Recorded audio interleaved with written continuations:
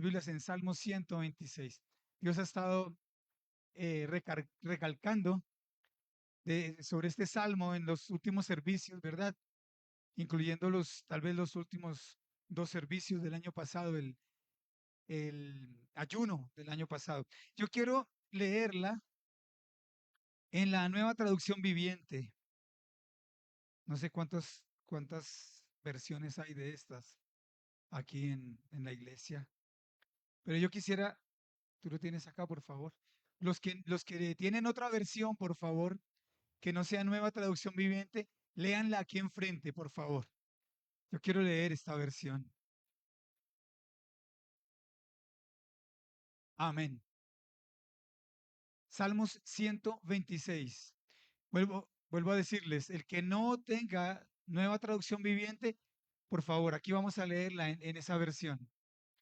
Vamos a leer del versículo 1 al versículo 5. Dice así: cuando el Señor trajo a los desterrados de regreso a Jerusalén, fue como un sueño. Verso 2. Nos llenamos de risa y cantamos de alegría. Y las otras naciones dijeron: ¿cuántas maravillas ha hecho el Señor por ellos? Así es, el Señor ha hecho maravillas por nosotros. ¡Qué alegría! Restaura nuestro bienestar, Señor, como los arroyos renuevan el desierto. Los que siembran con lágrimas cosechan con gritos de alegría. Los que siembran con lágrimas cosechan con gritos de alegría. Amén. Yo quiero hacer un poco de historia. Es necesario hacer un poco de historia. ¿Cuándo se escribió este salmo? Probablemente. ¿Qué estaba ocurriendo? Así que podemos decir nosotros que con certeza que este salmo fue escrito regresando el pueblo de Israel o Judá más específicamente del exilio babilónico. Así que podemos ver nosotros cómo ellos están saliendo de una situación difícil, están saliendo de una situación de llanto. Ellos lo describen así. Estaban llorando, claro, 70 años en el exilio, 70 años en el exilio. El rey Nabucodonosor II hizo un sitio sobre Jerusalén 70 años antes. Ese sitio duró un año, poco más o menos. Un año en el que utilizó una estrategia militar y fue cercar la ciudad, no dejar entrar ni salir a nadie, y finalmente la ciudad tuvo que rendirse. Fueron tomados, fueron saqueados, fueron conquistados, fueron sometidos. La ciudad fue prendida. El pueblo, perdón, el templo fue destruido. Y ahora lo vamos a ver en algunos pasajes de algunos escritores de esa época, como en el Antiguo Testamento hay muchos escritores que tocan este tema específicamente, algunos profetas tocan este tema específicamente y ellos dicen cómo fueron los muros derribados, los muros de la ciudad, fueron quemadas sus puertas. Wow. Nosotros veíamos, creo que todos, ayer una noticia y donde los, los, los que tenían que ver directamente con esa noticia a nivel mundial, finalmente terminaron reuniéndose en las plazas del mundo entero y dando voces de júbilo, ¿no?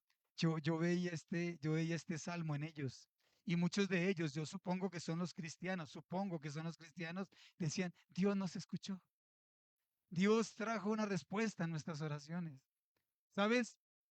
No podemos entender ni dimensionar lo que vive un pueblo, lo que vive una nación sin haber pasado por eso. Nosotros no tenemos idea de lo que es una diáspora. El pueblo de Israel sí. Nosotros no tenemos idea de qué es llegar a un país extraño y ser vistos como lo peor.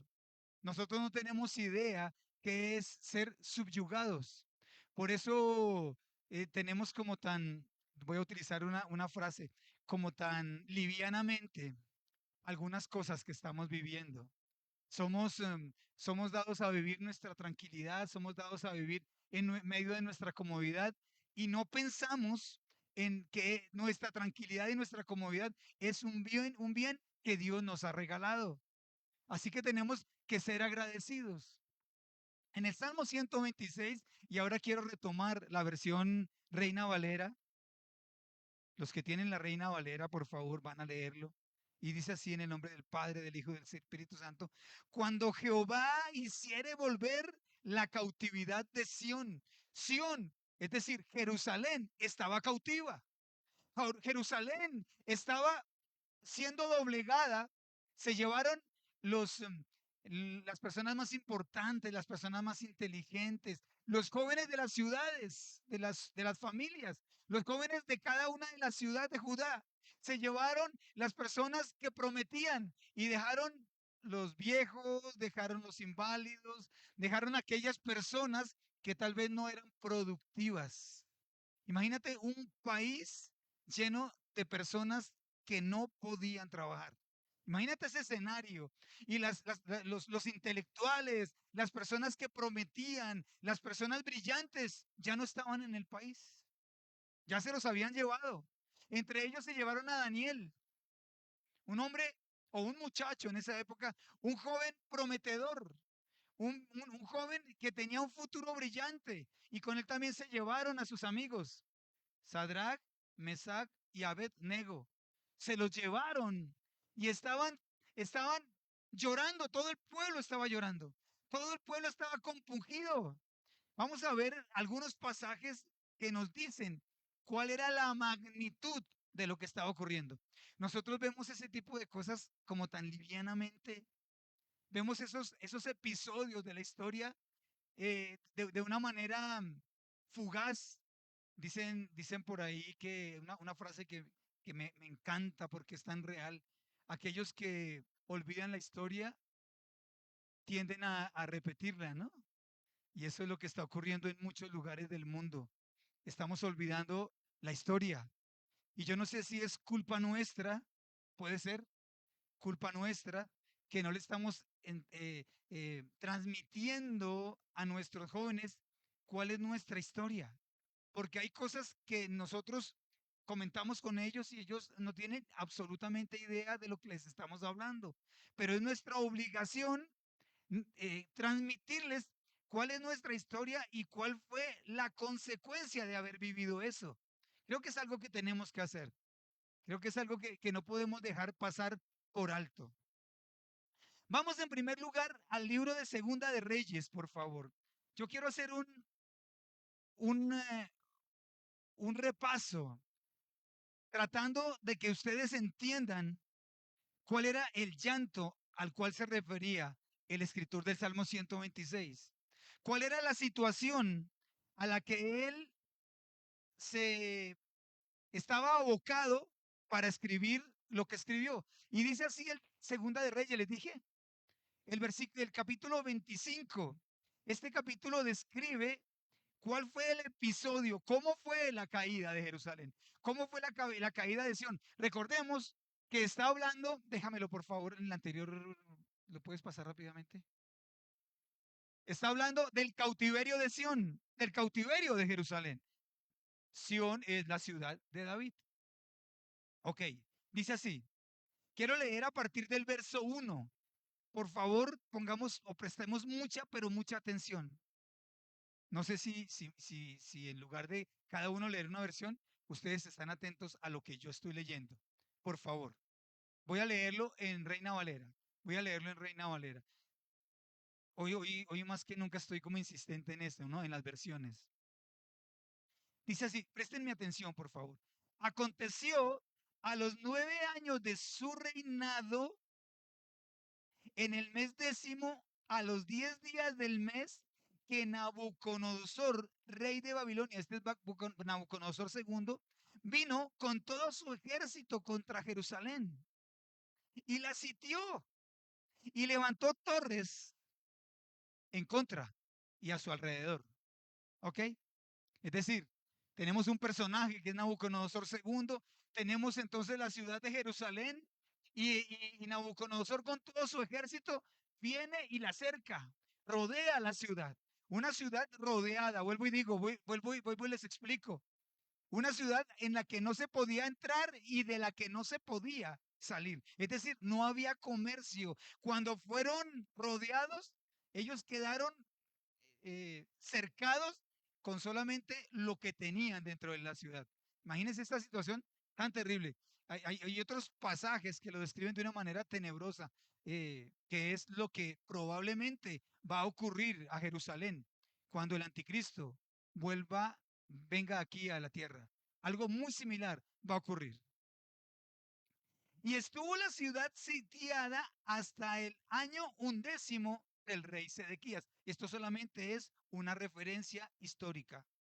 A los 9 días del cuarto mes prevaleció el hambre en la ciudad. Estaban cercados. Hasta que no hubo pan para el pueblo de la tierra. Duraron un año sitiados hasta que se acabó absolutamente todo. La provisión, las reservas que tenían, se les acabaron. Abierta ya una brecha, dice el verso 4, abierta ya una brecha en el muro de la ciudad, huyeron de noche todos los hombres de guerra por el camino de la puerta que estaba entre los dos muros. Bueno, ahora sí ya es una situación. Si antes estaba difícil, ahora está terrible. Porque no había alimento, estaban acabadas las provisiones. Y los hombres que estaban protegiendo la ciudad, tan pronto pudieron, hicieron una brecha y de noche abandonaron la ciudad. Es decir, quedó todo el mundo a merced de Nabucodonosor y de sus ejércitos. Estando los caldeos, perdón, junto a los huertos del rey, estando los caldeos alrededor de la ciudad, y el rey se fue por el camino de Arabá. Es decir, hombres de guerra y el mismo rey se fueron. Y el ejército de los caldeos siguió al rey y lo apresó en las llanuras de Jericó, habiendo sido dispersado todo su ejército. Miren esto. Preso pues el rey, le trajeron al rey de Babilonia en Ribla y pronunciaron contra él sentencia. Degollaron a sus hijos, degollaron a los hijos de Sedequías en presencia suya y a Sedequías le sacaron los ojos y atado con cadenas lo llevaron a Babilonia. ¡Wow! ¡Qué tremendo!, ¿verdad? ¡Qué impresionante! ¿Cómo describe Segunda de Reyes este episodio? Un episodio muy triste. Fue tomada la ciudad, estuvo un año sitiada, se acabaron las provisiones, huyeron la gente que estaba protegiendo la ciudad, el mismo Sedequías huyó y lo persiguieron y degollaron a sus hijos y le sacaron a él los ojos y atado lo llevaron a Babilonia. Es decir, Sedequías estuvo preso en Babilonia sin ojos. La humillación más terrible. Era una situación crítica. ¿Cómo, cómo describirías tú esta situación hoy en día con tus teléfonos celulares? Yo creo que todos estarían tomando fotos, tomando videos, enviando mensajes. ¿Qué está ocurriendo? Los que están fuera preguntarían, ¿y qué está ocurriendo? No, imagínense, eso fue terrible. Le sacaron los ojos a ese hombre, degollaron a sus hijos, se lo llevaron y ahora no sabemos nada de él. El ejército caldeo viene nuevamente entonces y se lleva a los jóvenes, se lleva a los muchachos, se lleva a las personas intelectuales y a los de las mejores familias de Israel y los llevan cautivos y comienzan a hacerlos producir para ese imperio. Por eso el imperio babilónico llegó a ser tan poderoso en esa época en el mundo, porque ellos llevaban cautivos a lo mejor de las naciones para trabajar para ellos. Es como lo que está ocurriendo ahora, o no, lo que ocurrió hace unos años, mejor, lo que ocurrió hace algunos años en Rusia. Ustedes saben quiénes desarrollaron las mejores armas y los mejores sistemas de misiles y los mejores sistemas de de antiaéreos en Rusia. Los judíos, los judíos del exilio, los judíos que se fueron desde esta época, 580 y pico años antes del Señor Jesucristo. La diáspora judía se fueron a las naciones y allí llevaron toda su inteligencia, allí llevaron todo su conocimiento y comenzaron a desarrollar. Y ustedes saben por qué ahora el pueblo de Israel es tan próspero, porque todas esas mentes brillantes, Dios las recogió, dice la palabra del Señor en Daniel, como la gallina recoge a sus polluelos, se cumplió esa profecía, y los recogió nuevamente, y ahora están en Israel, produciendo para Israel. Por eso es la nación más próspera del mundo. Por eso por eso tienen el sistema antiaéreo más poderoso del mundo, ustedes sabían, una nación tan pequeñita.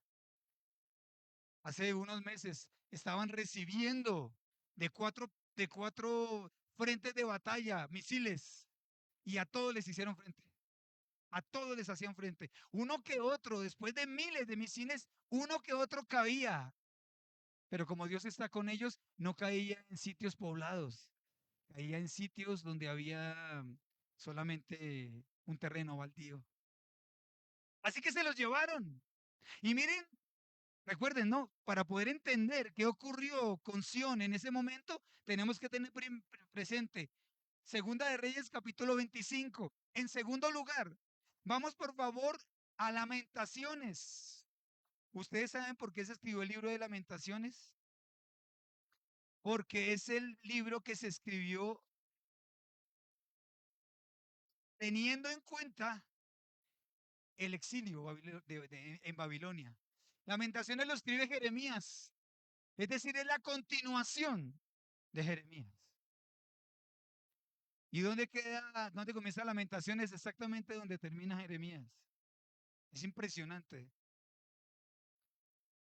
Capítulo 1. Entonces vimos el episodio, ya vimos qué ocurrió ese día. Ya vimos cuáles fueron los hechos.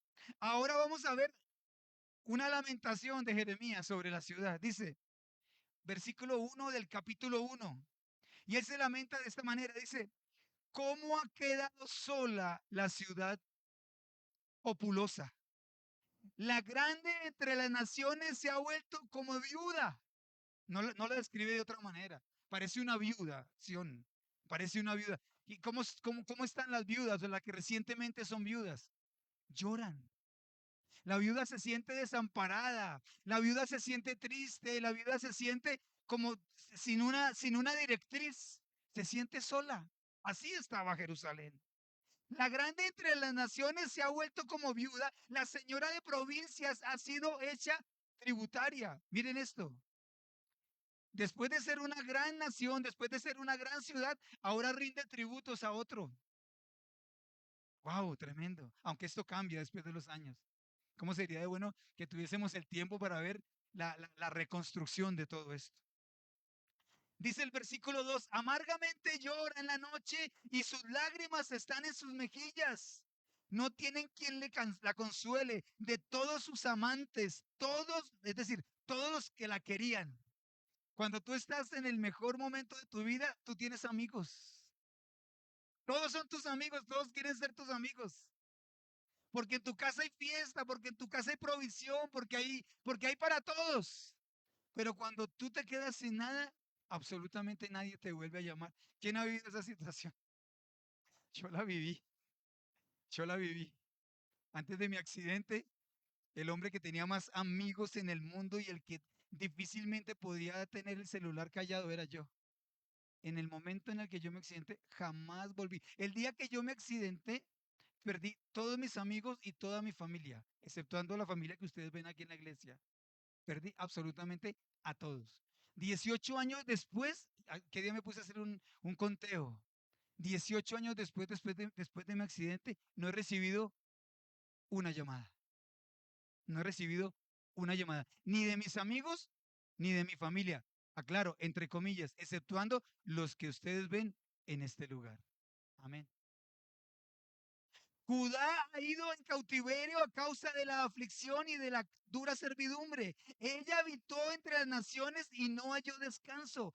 Todos sus perseguidores la alcanzaron entre las estrechuras. Wow. Está lamentándose Jeremías la situación de su pueblo. Está lamentándose de lo que está ocurriendo. Imagínate cuántas familias divididas, imagínate el dolor de todo este pueblo. Yo estos días, toda esta semana, he estado pensando en esto y el corazón se me ha hecho estrecho. Imagínate un pueblo, imagínate tú y yo. ¿Cómo está nuestra familia? No, nuestra familia está dividida. Ayer escuchaba yo no sé, fue como tan oportuno lo que escuchábamos ayer. Y ayer le preguntaban una mujer que estaba, la entrevistaron y decía, ¿y dónde está su familia? Y decía, en todo el mundo. Mi familia está en todo el mundo. Queremos ahora reunirnos nuevamente. Imagínate una familia dispersa, una familia que por lo menos en estas fechas importantes quiere estar juntos, compartiendo una mesa, compartiendo tradiciones, etcétera, etcétera, etcétera. Imagínate cómo estaban ellos de tristes. Pero quieren terminar de ver la escena. Bueno, ahora vamos por favor al libro de Nehemías, al libro de Nehemías, el capítulo 1. Pongo un poquito en contexto. Nehemías era el copero del rey Artajerjes. Y si nosotros vemos, esto voy a salirme un poquito del tema, aunque tiene que ver mucho con el tema, si nosotros vemos la profecía de Daniel capítulo 9, habla exactamente que el día en donde empieza la profecía de las 70 semanas es el día en el que comienza la reconstrucción de los muros por orden del rey Artajerjes, 434 años antes de Cristo. Allí comienzan las 70 semanas de Daniel. Y son exactas, puntuales, ya las hemos visto. Así que está Nehemías, que era el copero del rey, está chateando con algún amigo. Y mire lo que hace. Capítulo 1, verso 1 de Nehemías. A mí me parece esto impresionante. Palabras de Nehemías, hijo de Acalías, aconteció en el mes de Quisleu, en el año 20, estando yo en Susa, capital del reino, que vino Anani, uno de mis hermanos, o sea, alguien conocido, alguien de su pueblo, con algunos varones de Judá y les pregunté por los judíos que habían escapado. Ya vimos nosotros la condición de aquellos que habían sido llevados en cautiverio. Pero recuerden que yo les dije que se habían llevado a las personas más jóvenes, los más prominentes, los más inteligentes, los que podían producir para el imperio babilónico. Y se quedaron en Sión aquellos que simplemente estaban desechados. Usted no sirve, quédese usted en la ciudad. Y miren, mm, les pregunté por los judíos que habían escapado, que habían quedado de la cautividad y por Jerusalén.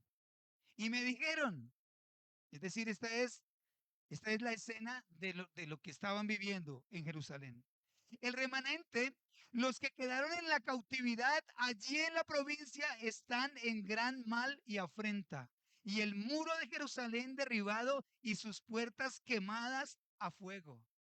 Están pasando situación difícil. Y la ciudad está toda derruida y no tiene puertas. Cuando oí estas palabras me senté y lloré e hice duelo por algunos días y ayuné y oré delante del Dios de los cielos y le dije, te ruego, oh Jehová Dios de los cielos, fuerte, grande y temible, que guarda el pacto y la misericordia de los que le aman y guardan sus mandamientos, esté ahora atento a tu oído y abierto tus ojos para oír la oración de tu siervo que hago ahora delante de ti día y noche por los hijos de Israel, tus siervos. Wow. Está Nehemías muy triste. Está Nehemías llorando. Y esto ocurre 12 años después de que se escribió, de que se terminó de escribir Esdras. Inicialmente Esdras y Nehemías eran un solo libro. Y muy probablemente ambos tuvieron que ver, en especial Esdras, en la escritura de los dos libros. Muy probablemente, ¿verdad? Diga. Esdras y Nehemías son, son personajes que estuvieron antes y después. Antes, durante el exilio y después del exilio. Es decir, contribuyeron en la reconstrucción. Dios los utilizó como vasos para reconstruir Sión, para reconstruir los muros y para volver a colocar las puertas.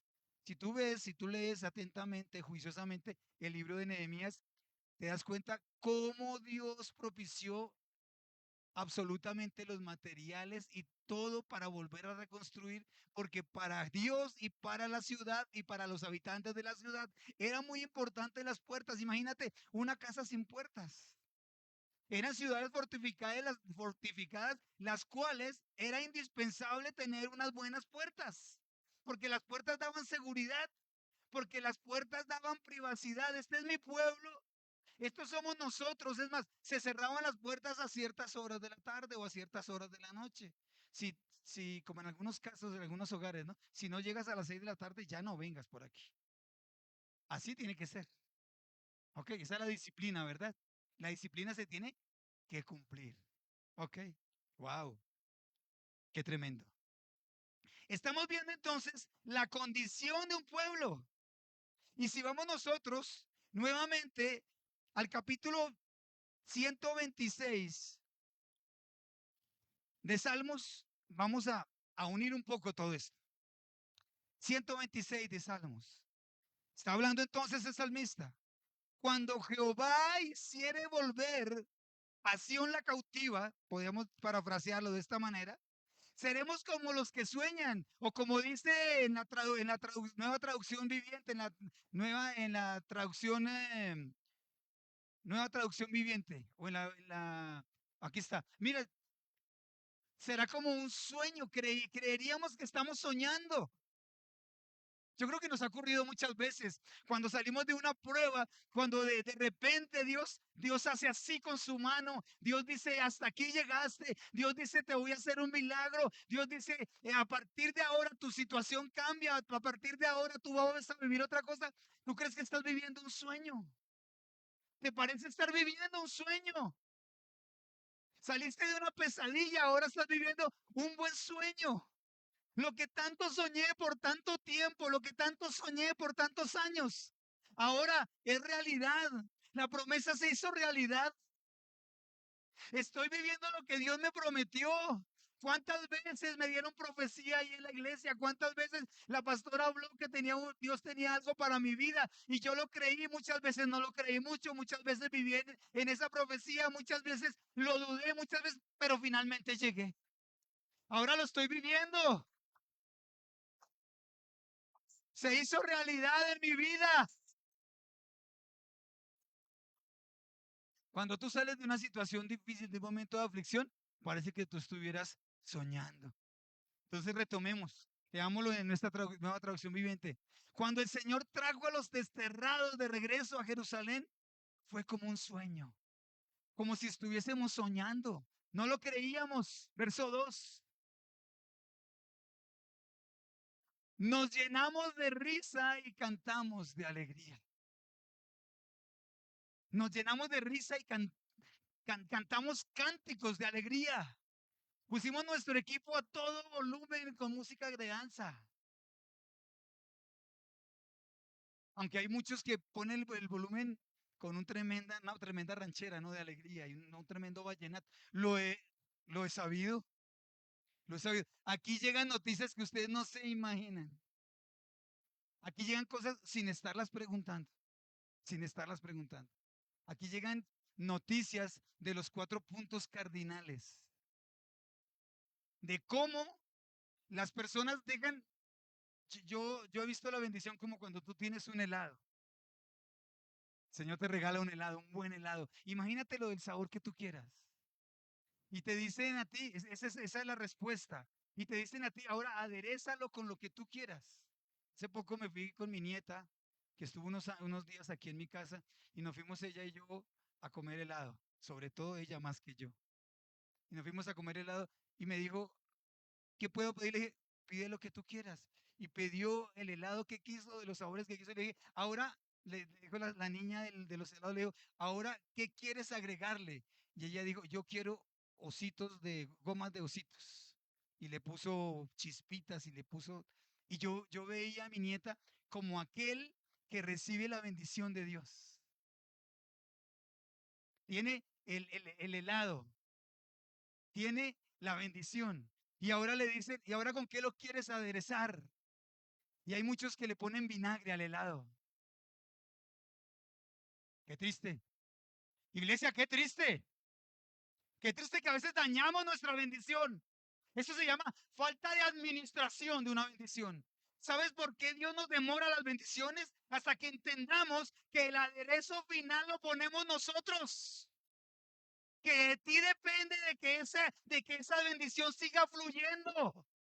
De que tu alegría no sea un momento, un instante pasajero, sino que tú has esperado tanto tiempo que la bendición tuya sea perdurable a través de los años, a través del tiempo, y esa alegría crezca y no disminuya.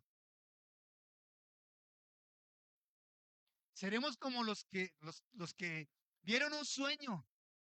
Nuestra lengua se ha llenado de risa y nuestro corazón de alabanzas y no sabemos cómo expresarlo porque estamos viviendo el sueño que siempre soñamos, valga la redundancia. Lo que quisimos, lo que Dios nos prometió, lo tenemos en la mano. Ahora vamos a honrar a Jehová con nuestros bienes. En mi casa no se escucha música del mundo. ¿Quién dice amén? Y en mi casa no se hacen fiestas mundanas, fiestas espirituales todas las que vengan. Y en mi casa no se celebran los momentos bonitos a punta de cerveza y de licor. En mi casa no se hacen cosas que hagan o que propicien que el Espíritu Santo se aleje de mi vida. Voy a honrar a Jehová con mis bienes.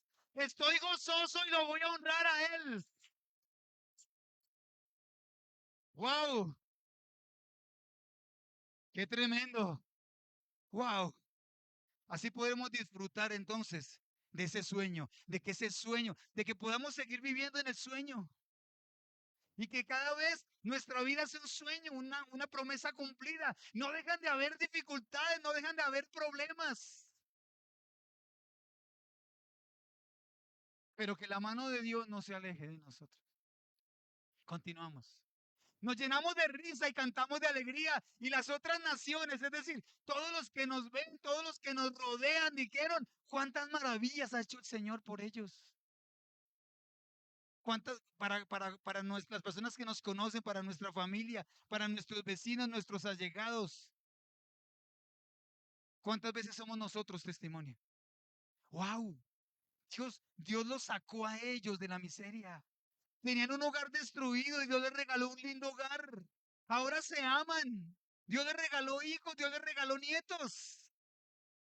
Por los que nadie da un centavo, ahora son el baluarte, el estandarte de la familia. Alguna vez nos decía el Señor, yo no sé si tú te acuerdas, pero lo estamos viviendo. Alguna vez Dios nos daba Deuteronomio capítulo 28. Y prestarás y no pedirás prestado. Y prestarás y no pedirás prestado. Y te daré abundancia y la abundancia de las naciones vendrán a tu vida. ¿Quién toma esa palabra para sí? Y la abundancia de las naciones será para ti. Y la abundancia de las naciones será para tus hijos. Y tus hijos florecerán. Porque la llave que abrí en algún momento, cada día la iré abriendo un poco más. Y dependerá de ustedes que esa llave algún día se abra totalmente y ese fluir de ese líquido precioso nunca pare. Amén. Así es, el Señor ha hecho maravillas por vosotros. Qué alegría, es decir, aquellos que los veían también se alegraban con ellos. ¡Wow! ¡Qué rico! ¡Qué bueno! Es difícil encontrar a alguien que se alegre por tus bendiciones, ¿no? Es muy difícil, pero hay gente, bueno, hay gente que se alegra, hay gente que se alegra. Restaura nuestro bienestar, Señor, como los arroyos renuevan el desierto. Estaban viviendo en el desierto. Estaban viviendo un desierto. Ya describió la misma palabra que era lo que estaban viviendo ellos en Lamentaciones, en Segunda de Reyes. Los que siembran, esta es la conclusión a la que llega el salmista. Los que siembran con lágrimas cosecharán con gritos de alegría. Esa es la palabra para hoy. Los que siembran con lágrimas cosecharán con gritos de alegría. Los que siembran con lágrimas cosecharán en gozo. Algún día vendrá la alegría. ¿Por qué no tomas a la persona que está a tu lado y dile, algún día vas a reír de gozo? Algún día vas a reír de alegría. Algún día Dios cumplirá todas las promesas que ha prometido para ti, valga la redundancia. Yo aquí soy redundante, pero es importante que lo entendamos. Algún día verás la gloria de Dios.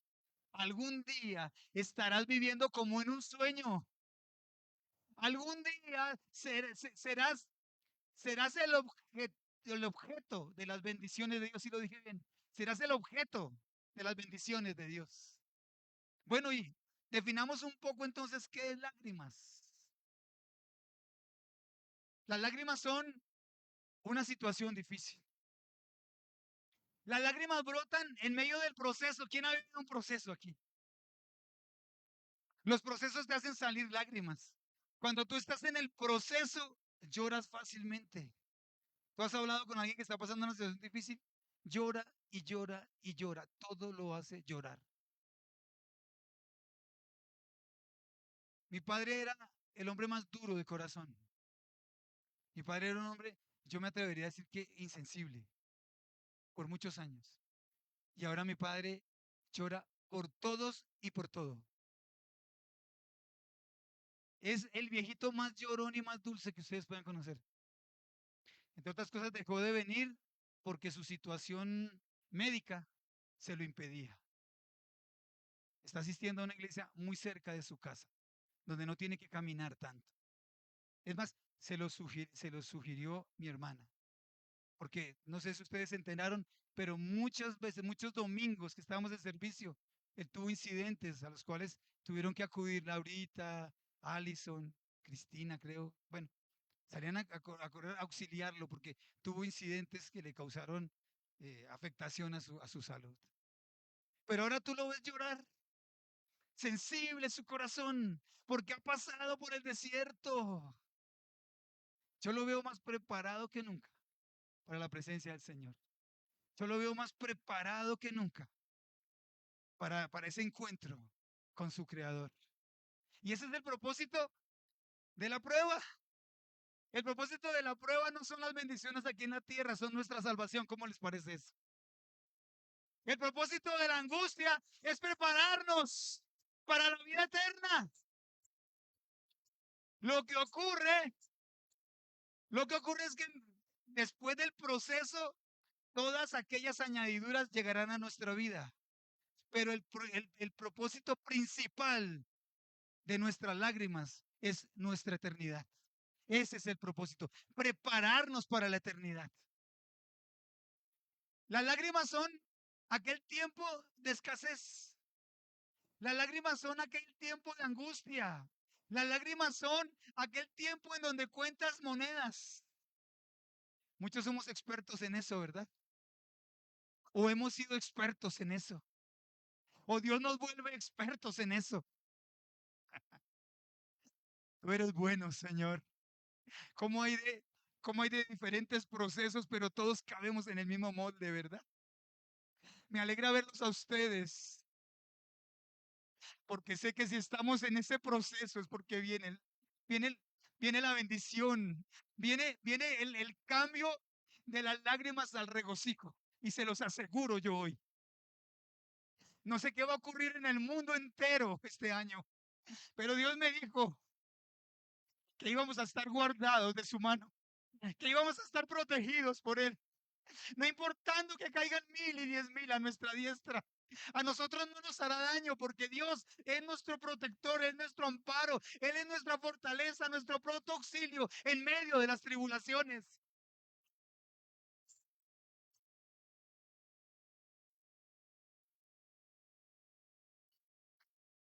Las lágrimas son el esfuerzo. Las lágrimas son el sacrificio. Las lágrimas son la perseverancia en tiempos difíciles. Las lágrimas son un proceso doloroso. Las lágrimas son las dificultades. Las lágrimas son muchas veces las frustraciones. El emprender una y otra vez y no lograrlo. El creer que esta vez será y no ver el resultado. Esas son las lágrimas. Las lágrimas son esperar en el cambio de una persona y una y otra y otra y otra y otra vez. Ver el retroceso de esa persona. Esperar que esa persona pueda entender cuál es el proceso por el cual Dios lo está pasando, con el proceso con el que lo está formando. Y ver que esa persona no entiende y afecta directamente tu vida. Porque todos los que estamos bajo el mismo techo caminamos a la velocidad del más lento. Porque todos los que estamos bajo un techo caminamos con la cojera del más cojo. A ese paso rendimos porque estamos bajo la misma cobertura. Por eso muchas veces nos frustra aquel que no quiere caminar. Nos frustra aquel que no quiere entender. Nos frustra aquel que viviendo el mismo proceso mío tiene una visión totalmente diferente de las cosas. No es frustrante. Hombre, ¿cómo que no es frustrante? ¿Cómo que no es frustrante? Eso son lágrimas. Eso son lágrimas. ¿Y qué regocijo? ¿Qué regocijo? Felicidad plena. El regocijo es felicidad absoluta. El regocijo podemos equipararlo a la cosecha, al cumplimiento de la promesa, a la respuesta, a la alegría de la bendición. Lo podemos equiparar al momento en el que Dios responde, en el momento en que Dios se acuerda de ti y de mí. Y el gozo es simplemente el reflejo de lo que yo estoy viviendo. El gozo es simplemente el reflejo de lo que Dios me prometió y ahora estoy recibiendo. Un gozo absoluto, una felicidad completa. Yo no sé si ustedes, creo que sí, porque conozco parte de la vida de ustedes. La mayoría de nosotros hemos vivido las dos etapas, ¿verdad? La etapa del llanto, la etapa, es más, muchas veces nos ha tocado a nosotros ser paño de lágrimas de muchos de ustedes. En el momento del llanto, en el momento de la tristeza, en el momento de la angustia, en el momento en que llegan a la oficina o a nuestra casa diciendo, ya no puedo más. Pero también hemos sido testigos de cuando Dios responde, de cuando Dios se acuerda, de cuando Dios trae una respuesta, cuando Dios trae una palabra rema para sus vidas y ustedes se van absolutamente convencidos de que eso es de parte de Dios y en poco tiempo, bueno, muchas veces en mucho tiempo, ya lo están viviendo. El que sembró con lágrimas, con regocijo segará. El que sembró con lágrimas, con regocijo segará. Hay unos, hay unos casos puntuales en la Biblia de las lágrimas y el regocijo. Hay un muchacho de 17 años que menciona la Biblia que fue vendido por sus hermanos. Simplemente por envidia. Simplemente porque no lo querían, simplemente porque era el consentido de su papá, simplemente porque vestía con vestiduras espléndidas. Así que cuando él hablaba, les traía rechazo. No dice la palabra del Señor que no podían escucharle sin que en su corazón hubiese rechazo hacia José. Un muchacho de 17 años que fue vendido a una caravana de ismaelitas. Un muchacho de 17 años que tenía una promesa. Un muchacho de 17 años que él sabía que Dios lo tenía para cosas grandes y finalmente terminó en una cárcel. Eso se llama sembrar con lágrimas. La palabra no lo dice. Pero ¿cuántas noches él lloraría por su papá? Recuerden que era el amado de su papá. Era el consentido de Jacob. ¿Cuántas veces él lloraría diciendo, ¿cómo estará mi papá? Ustedes saben qué fue lo primero que les preguntó a sus hermanos cuando él se les descubrió como gobernador de Egipto. ¿Y mi papá? ¿Cómo está mi papá? ¿Y cómo está mi papá? ¿Cómo está mi viejo? Era lo que más le importaba. Así que yo puedo deducir que lloró muchas veces por él, sin saber cuál era el destino de su papá. ¿Será que mi papá ya murió y yo estoy aquí preso? No pude ir al entierro de mi papá. ¿Qué será la vida de mi mamá? ¿Qué será la vida de mis hermanos, aquellos sinvergüencitas que me vendieron? ¿Será que tengo sobrinos? Imagínatelo llorando. Tal vez llorando, no lo expresó porque no lo dice la palabra, pero ¿cuántas veces lloraría por la injusticia que estaba viviendo? Él no sabía que estaba sembrando. Él no sabía que estaba sembrando. Él no sabía que esas lágrimas Dios las tenía y las iba a convertir en gozo. Él no sabía que Dios tenía cada uno de esos sufrimientos y que eran simplemente la semilla que iba a traer una gran cosecha. El que con lágrimas siembra, con regocijo cosecha. El que con lágrimas siembra, con regocijo cosecha. Y llegó un buen día, 13 años después, en que estaba tal vez en el calabozo más profundo de aquella mazmorra, y lo llamaron. Y de un momento a otro, en un solo día, su vida cambió. En un solo día de estar preso en una tal vez muy oscura celda, llegó a ser gobernador de la nación más poderosa en ese momento. Llegó a ser gobernador, el hombre más poderoso, después del más poderoso, el segundo al mando. Nada, absolutamente nada se le negaba a José. Sembró con lágrimas. Y tú te lo imaginas festejando. En un solo día le dieron esposa, en un solo día le dieron riquezas, en un solo día le dieron poder. Pregúntale a Maduro qué se siente cuando se pierde todo en un instante. Todo lo contrario fue lo que le ocurrió a José. Todo se lo dieron en un instante. Todo lo tenía en un instante. Imagínate, yo creo que llegó al palacio, al lugar donde estaba. Y él dice, yo estoy viviendo como en un sueño. Yo estoy viviendo como en un sueño. Esto parece un sueño para mí. Todas las promesas de Dios, aquello, ahora recuerdo hace 13 años cuando Dios me dio aquel sueño de las espigas. Ahora recuerdo cuando Dios me dio aquel sueño en el que yo era prosperado, en el que yo era bendecido, en el que yo era una persona importante. Eso se está cumpliendo en mi vida, porque el que con lágrimas siembra, con regocijo cosecha. Aleluya. La gloria y la honra sean para el Señor. La gloria y la honra sean para Él, porque Él se acuerda de sus promesas, porque Él se acuerda de sus pequeños. Esto me dice a mí que cada una de las lágrimas que nosotros derramamos delante de la presencia de Dios en medio de nuestra necesidad, Él se acuerda de todas ellas. Él se acuerda de mi sufrimiento. Él se acuerda cuando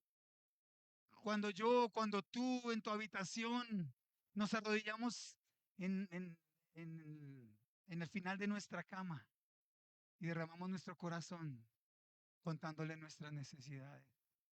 Señor, mira la injusticia que están cometiendo conmigo. Señor, mira la necesidad que tengo. Señor, mira, nuevamente se levantaron contra mí.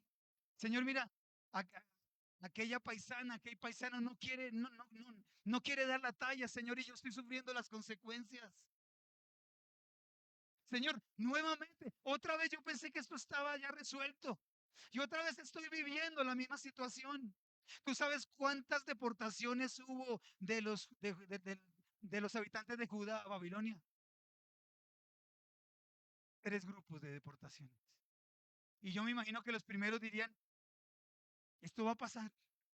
pero había una promesa de parte de Dios. Y se cumplirán 70 años. Y después de los 70 años yo me voy a acordar de ustedes.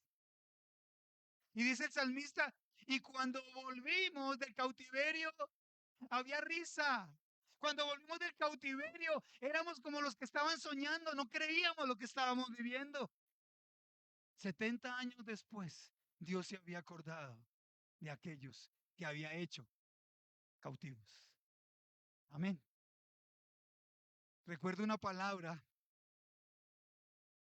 que a mí me impacta mucho y es acerca de la viuda de Sarepta. Y aquella mujer, aquella viuda, dense cuenta de cuántas viudas habla el Señor en la Biblia. Aquella viuda que vio solamente lo que tenía. Y aquella viuda de Sarepta está frente al profeta de Dios. Está quejándose delante de él y le está diciendo, mi Señor, hay una, hay una situación injusta que yo estoy viviendo. Ayúdame, por favor. Ayúdame porque esto me está trayendo lágrimas. Esto me está trayendo tristezas. Por favor, ruega a tu Señor, al Señor Dios, que haga justicia por mí. ¿Y cuál fue el resultado? Vio la gloria de Dios. Aquella viuda que le dijo al profeta, se van a llevar a mis hijos. Y él desesperado le dijo, pero yo qué puedo hacer por ti, mujer. ¿Qué hay en tu casa? Señor, solamente hay un frasquito lleno de aceite. Bueno, había una vasija llena de aceite. Había una vasija llena de aceite. Había algo en su casa. Pues entonces pide vasijas. Pues entonces háblale a tus vecinos. Porque un milagro está a punto de ocurrir. Porque tu vida está a punto de cambiar. Y pidieron vasijas. Muchas vasijas, dice la palabra. No sé si salieron sus hijos a pedir a sus vecinos, por favor, danos vasijas, porque está ocurriendo un milagro en mi casa. Y se llenaron las vasijas, una vasija tras otra, y fue ocurriendo el milagro. Y aquella mujer que no tenía nada, finalmente Eliseo le dice, ahora vende ese aceite, paga a tus acreedores y el resto de tu vida vive de lo que te quedó. Y el resto de tu vida vive del milagro. Y el resto de tu vida vive de la respuesta. Y el resto de tu vida no te haga falta nada. Eso es recoger con gozo. Eso es cosechar con alegría. Sembrar con lágrimas. Yo lo veía esta semana. Sembrar con lágrimas es la escena de aquel muchacho que llegó a los discípulos y les dio unos poquitos panes y unos poquitos peces. Y después de que el Señor Jesucristo intervino, recuerden que había muy pocos, di conmigo poco, había muy poco en las manos y eso me lo daba el Señor esta semana. Cuando tú me lo dijiste esta mañana, el Señor me dijo, te lo estoy confirmando. Porque esta mañana antes de subir, mi esposa me dio esta palabra, Dios me la daba. Porque con poco que haya en tu mano, Él va a hacer mucho. Porque con poco que haya en tu mano, Él va a multiplicar. Porque con poco que haya en tu mano, Él va a hacer milagros. ¿Qué hay en tu mano? Yo te digo algo en este momento. Eh, Imagina lo que hay en tu mano. Lo que hay en tu mano, imagínalo por un momento. Y colócalo así, levántalo así. Yo estoy levantando lo que hay en mi mano. Yo lo estoy haciendo personalmente. Lo poco que yo tengo, lo tengo en mi mano en este momento. En el espíritu lo tengo. Y le estoy diciendo, Señor, mira lo poco que hay en mi mano. Esto es lo poco que yo tengo, Señor. Ahora te dice el Señor, con eso poco que tú tienes, yo voy a hacer un milagro. Con eso poco que tú tienes, yo voy a hacer un milagro y te voy a dejar ver mi gloria. Porque con eso poco harás mucho. Porque llegó el momento de la restitución. Porque llegó el momento de recoger. Todo lo que has sembrado, lo vas a recoger. Oh, Rabajia Catarabajanda, Rabaicaya. Eso poco que está en tu mano, eso poco que está en tu mano, Dios lo va a multiplicar. Yo quiero orar por ti. Yo quiero orar por ti. No bajen su mano. Si tú quieres que yo ore por ti, mantén tu mano, tu mano extendida. Porque el Señor me ha puesto en mi mano. El Señor puso en mi mano hace más de 25 años una unción de multiplicación financiera, iglesia. Lo que yo vivo hoy en día no es casualidad. Me lo dio Dios hace más de 25 años. No sé si son 20 o 25 años que Dios lo puso en mi mano. Y yo quiero orar por ti, por esos poquitos panes y esos poquitos peces que hay en tu mano para que Dios sea multiplicando. Yo voy a orar por ti, por una multiplicación, para que lo que tú recojas, para que lo que tú coseches sea gran bendición. En el nombre de Cristo Jesús, voy a orar por ti. Padre, yo te pido, Señor, que tome Dios del cielo esto poco que hay en nuestras manos, Señor, y lo multipliques, Padre maravilloso. Voy a hacer un milagro contigo. Voy a hacer un milagro contigo. Padre maravilloso, toma, Dios del cielo, Señor, esto poco, Dios del cielo, que hay en esta mano, papito lindo, y trae abundancia, Padre Santo. Esta unción de multiplicación financiera que tú has puesto en mi mano, Padre maravilloso. Yo te pido, Rey poderoso, Señor amado, que tú la traigas, bendito Jehová de los ejércitos. Tráela, Padre Santísimo, te lo pido, amado Rey del cielo. Que con esto poco, papito lindo, Señor, con esto poco, Padre Santo, que hay en esta mano, Señor, tú hagas un milagro, amado Rey del cielo.